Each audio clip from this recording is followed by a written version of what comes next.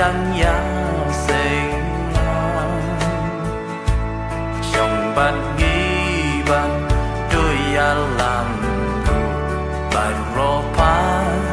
được bên kén tay thế à thoại men ta đi kèo ban như là ba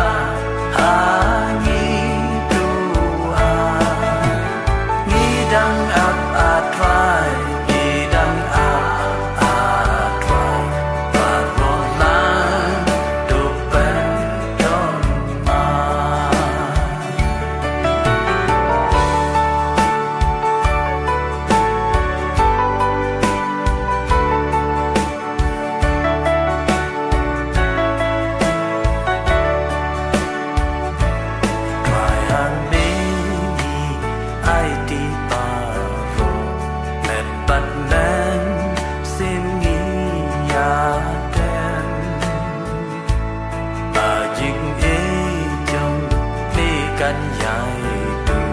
đằng hàng mi chính sức mi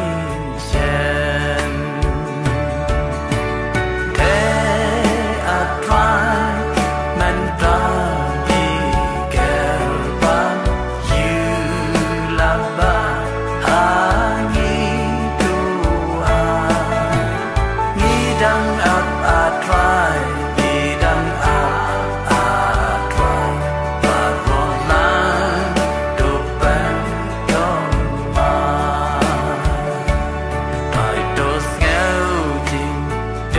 ai chọn gì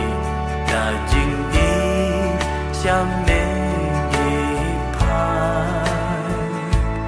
đã cả kết chính is này chọn gì làm ba chi kêu khu đôi thế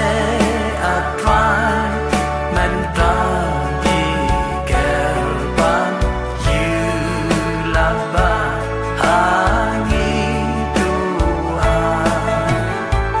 đăng áp à thoại